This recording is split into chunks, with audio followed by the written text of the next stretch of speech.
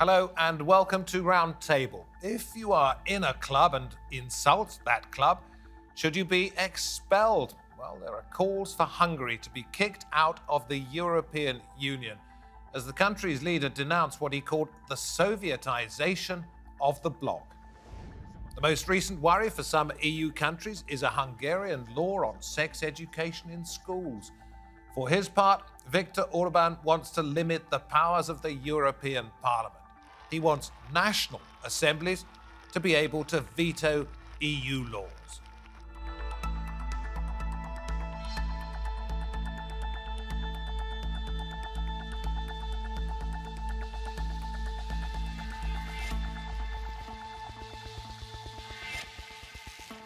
Very good to have your company. I'm David Foster. Only those who do not like democracy think of dismantling Parliament. Well, those are the words of the leader of the European Parliament.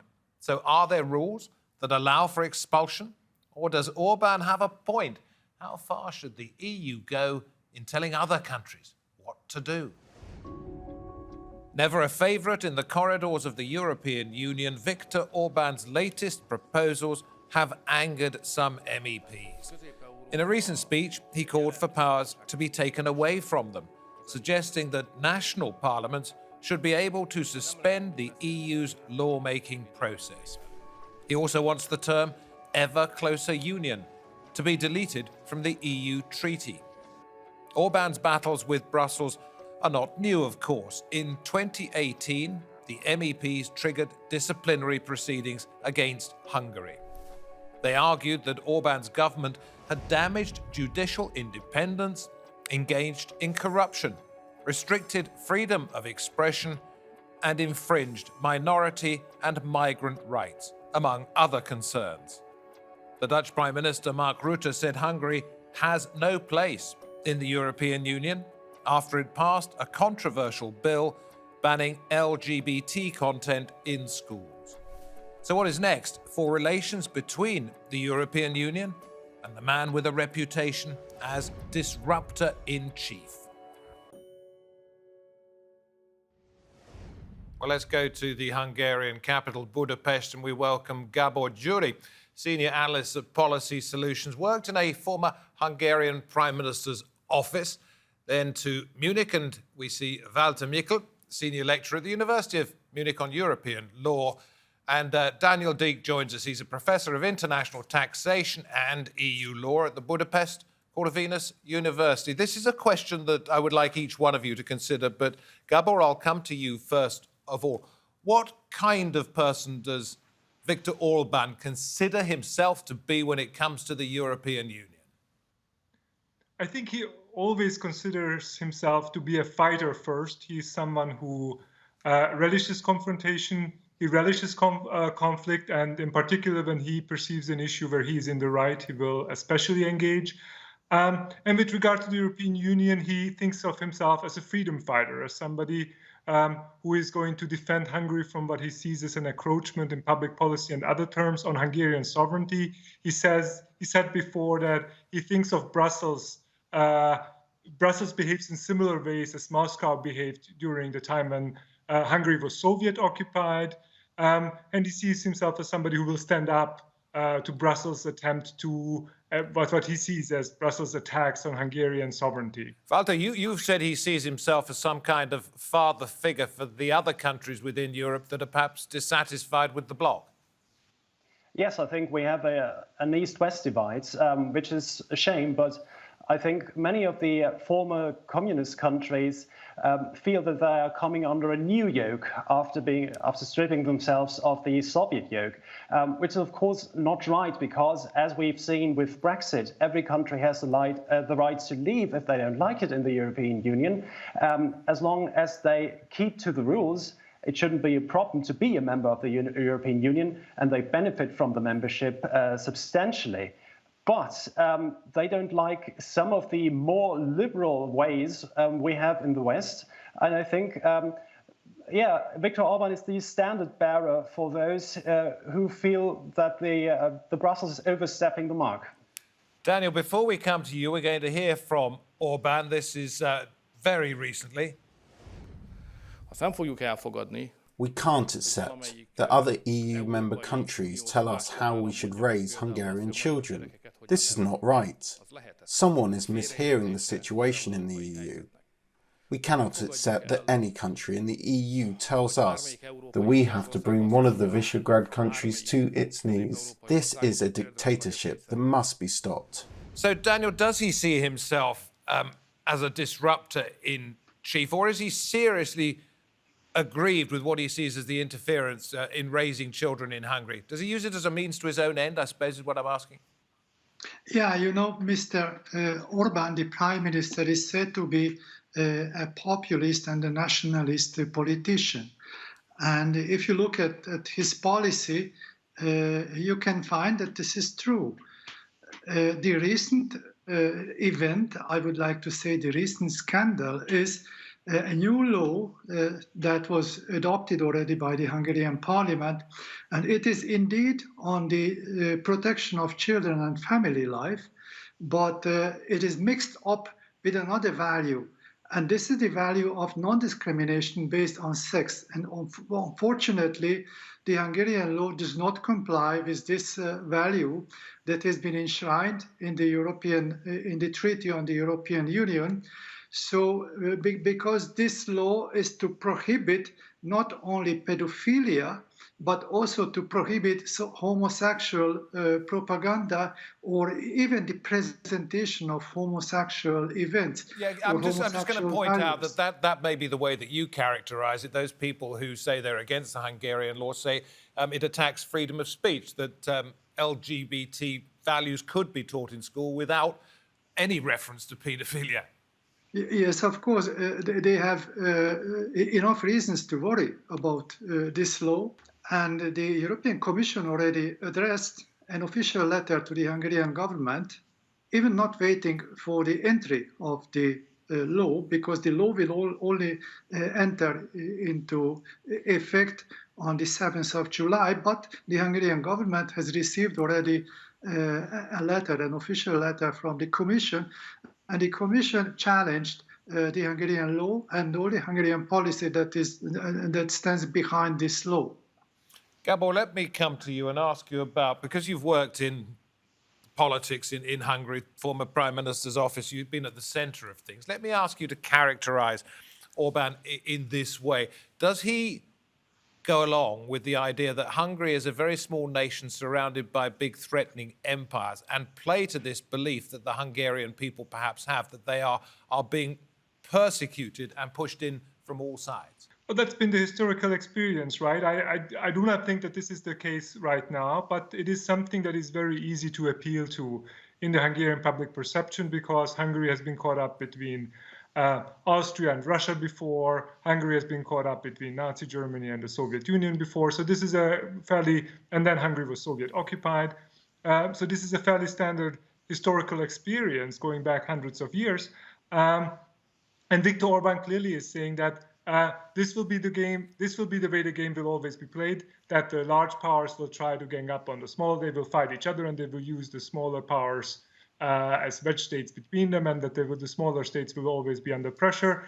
And it helps him in terms of, I think, mainly to come back to your question, that this debate, this discourse, this fight against the European Union is primarily aimed at Hungarian audiences. It is not primarily supposed to be a fight with Brussels. It is primarily supposed to be a fight over convincing the Hungarian public that Viktor Orban, that there is an enemy out there that Viktor Orban needs to fight. And in this case, the enemy comes in the guise and is that why he says dictatorship? Europe is becoming a dictatorship. Yes. Well, I think that he needs an enemy that he is fighting against. He always needs an enemy that he's fighting against. And in this case, the dictatorship is supposedly taking the form of what he considers as homosexual propaganda in schools. There is not much evidence. There is no evidence really of homosexual propaganda or any type of this propaganda going on in schools that he's speaking about. But he needs an enemy. He needs somebody who is presumably trying to dominate Hungary, and he needs to see himself as the fighter who stands up against that. And many of the voters also like to see him in that role. So he knows it benefits him. Walter, therefore, when he talks about perhaps leaving or makes the suggestion that Hungary could leave, and others say the same thing, to him, is it complete bluster? Because I'm wondering how much Hungary actually needs the European Union financially. I think financially, Hungary benefits a lot from its membership in the European Union. And I think the chains of supply run through Hungary, and Hungary has become kind of the manufacturing bench for many, for example, German and Austrian companies. And it would, of course, be much more difficult for these supply chains to be sustained if Hungary were to leave the European Union. And Hungary wouldn't get money from the structural funds of the European Union. And I think this would be a shot in the foot for Hungary if they were really to leave. And I think it's just a bluff. And there's an awful lot of talk about how he's not perhaps being absolutely straightforward in where he's going to spend this recovery money, perhaps siphoning it off to organisations that he's set up, worrying about the fact that he may lose power, but he would still have control over certain institutions. Yes, sure. And I mean, there have been reports around that he's funneling the money into channels where they don't belong. And now Europe has come to investigate the ways the money is used in Hungary, but it's not really effective. And I think Europe has become better when it comes to monitoring how the money is spent in the member states, and if necessary, cut the supply of money to Hungary. Okay, so this leads us, Daniel, to the question of the law. We'll get on to something that the Dutch Prime Minister said in a moment, but is there any mechanism if Hungary is breaking the law, if Hungary is defying European values, if Hungary says terrible things about the club to which it belongs, is there any legal mechanism to get rid of Hungary or to make it comply? Of course, there is such a mechanism, but it is very, very difficult to challenge the Hungarian policies. This is first of all because the EU is not seem to be a state, even not a federation. Therefore, the armory of instruments within the hands of the EU is limited, quite limited.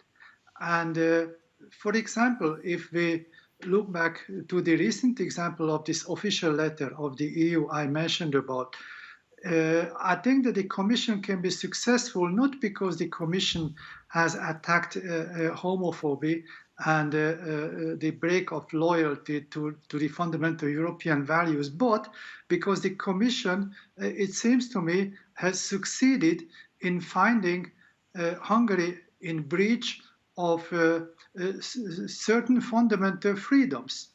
I'm really wondering what it can do now that it has found this to be the case. There's something being mentioned called Article 7, which hasn't been fully passed by all the European countries. Is there any means by which the European Union can expel Hungary if it decides to do so? The EU can be successful in challenging the Hungarian law, provided that the EU is able to make a link between the infringement of the fundamental EU values and the smooth operation of the internal market. So if the EU is successful, in other words, in identifying the infringement of one or more of the fundamental freedoms, as it was also the case here, then the EU initiative can be successful, otherwise not. Okay.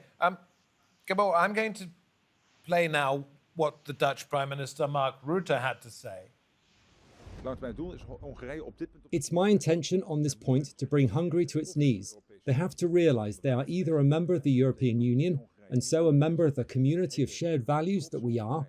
That means that in Hungary, in Budapest, in all a proud Hungary, which is a beautiful country, that nobody can be discriminated and must feel free on the basis of sexuality, skin colour, gender, whatever, based on Article 2 of the founding treaty of the European Union, which is non-negotiable, or get out.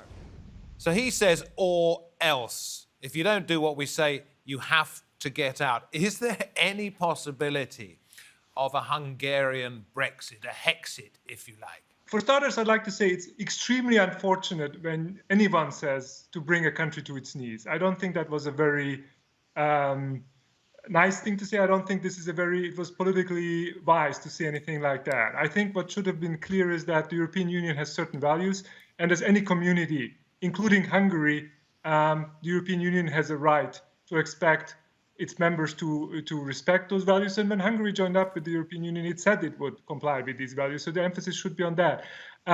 But I think that Huxit is not something that is going to happen in the near future. It could happen in the long run. It will depend to a significant extent on whether Viktor Orban wants to stay within the EU or not. It will depend less on the EU, because Viktor Orban's point was that Brussels is like Moscow. But the truth is, if that comparison applied, then the question that you previously asked, what can the EU do? The answer would be they could send tanks. But of course, we know that's absurd. Brussels cannot send tanks. At most, they can do is write letters. They don't have many instruments to force their will onto Hungary, which proves that this kind of comparison is absurd. Yeah, and well, he had a meeting fairly recently, didn't he, with Ursula von der Leyen, and he expressed his dissatisfaction. Both sides were really quite quiet at the end of it, because von der Leyen doesn't want to be seen, perhaps, to escalate this row. So I'm wondering what Orban actually wants. Does he want less interference in his own national parliament, or does he want to revert to what was the old European Economic Community model, just trade? I think that generally Viktor Orban's concept of the European Union is one of a glorified free trade zone, where countries are members, but they don't have much in common except for the fact that they are within the same customs area. That's his vision of Europe for the most part. At the same time, I think it would be a mistake to think that Viktor Orban doesn't want conflicts with the European Union. I think these types of conflicts, where the Dutch Prime Minister says, bring Hungary to its knees, or where letters are written that have no major consequences, those are the ideal types of conflicts for Viktor Orban, because they play well to domestic audiences. They present him as a fighter, even though they have no real consequences. So he actually likes these types of conflicts. They bring him more popularity. Daniel, I'll come to you, then back to you, Walter, in just a moment. A lot of talk is about the Visegrad countries. Give us your idea of who they actually are in just a second. But the suggestion that they are not unified over this question has been raised quite recently. What's your take on that? Well, I think that it would be really difficult to find a common denominator in the policies of the Visegrad countries. Maybe from the West, it is the idea that the Visegrad countries constitute a bloc, a unified bloc. But this is not true. The Visegrad countries are different from each other. And there are certain questions in which there's quite a big difference. In other questions, not so much. For example, Poland is interested in defending itself against the Russian influence, but Hungary is following a Russian-friendly policy. So there are really very vital questions in respect of which it would be very difficult to reconcile the interests of the Visegrad countries. So I think it is just a kind of journalism to speak about a Visegrad bloc, because this bloc does not really exist in fact. So when Orban talks about Visegrad solidarity, he's just playing it up? No, this is another question. As you can see, the recent debate on this law on that can be seen as a matter of homophobia. You can see that 17 member states released a declaration against the Hungarian policy, and the rest of the countries did not join this declaration, and all of these countries are from Eastern Europe.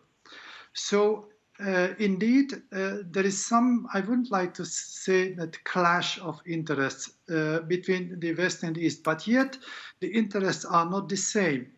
And it is difficult to explain it why, but roughly speaking, one can say that mainly the East European countries are busy with the export of capital and technology. Sorry, with the import of capital and technology. I'm going to move on if I may. I'm sorry to interrupt you, but I want to bring everybody into this particular point. So if, as Daniel is suggesting, that he is slightly isolated, although he may like to paint a different picture, if the European Union does not want to have a massive argument, and if Orban is playing up to nationalist sentiment, what kind of victory is it possible that he could win with the European Union? Well, it's difficult to speak of victories in this context. Of course, he can say, well, he's fighting the foreign influence from Brussels and he's standing up for Hungarian values, but that's playing to his home audience. So he can depict himself as the fighter for Hungary. But I don't think this will earn him anything in Brussels. I don't think it will make the other states more liable to giving him concessions. And Gabor, do you think he's quite likely to remain in power? We've seen him have absolute majority since 2010. We've got parliamentary elections, I think, next spring, which would be almost 12 years after he first got his grip on Hungary proper.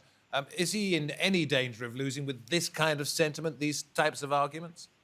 I think these arguments in particular are going to help him. He may still lose the election. This will be the first competitive election, or this may become the first competitive election since 2010. So there's a slight odds of him losing. But these kind of debates help him. And with regard to the European Union, I think part of Viktor Orban's victory is already that integration is slowing. Hungary is one of the countries that has vetoed many EU decisions in recent years. So there is already an impact that Viktor Orban is having, and the more states join him, the more likely he's going to slow down integration.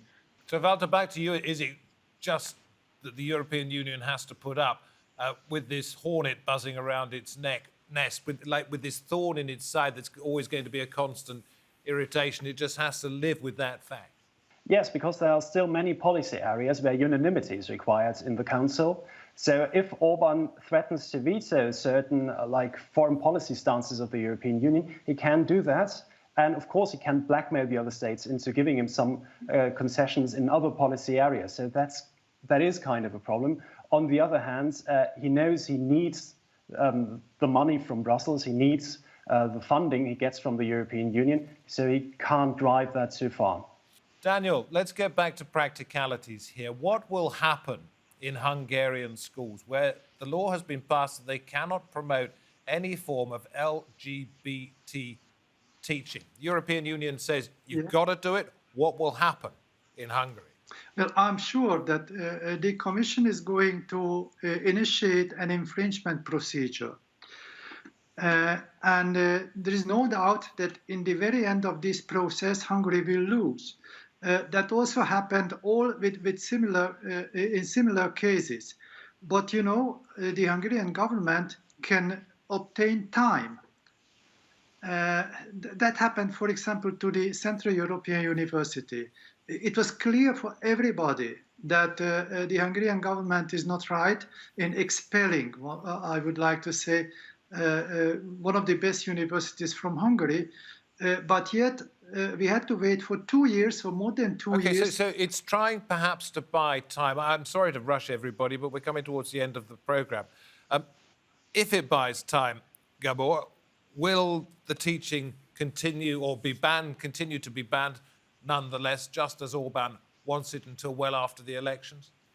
I don't think Viktor Orban was really genuinely interested in that issue. I don't think there is much of this propaganda going on in schools. I think what he was interested in is not talking about other issues that the government doesn't want to talk about in Hungarian discourse, and to make sure that the Hungarian public policy agenda or public agenda is dominated by this particular issue. And in that, he will succeed. Walter, a very clever man driven by his own ambition, or a man who genuinely believes in what he says about promoting LGBT rights being a bad thing in schools? Is he working for himself or the country? I think a little bit of both.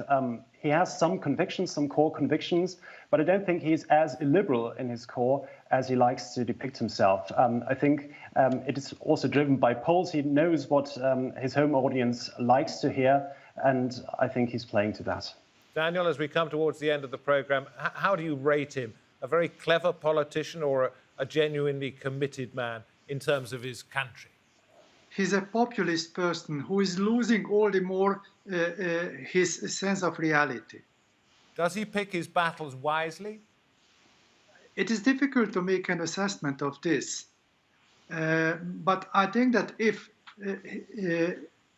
there will be serious problems in the Hungarian economy, then it will be very difficult for Mr. Orban to maintain his popularity. OK, Gabor, I saw you nodding.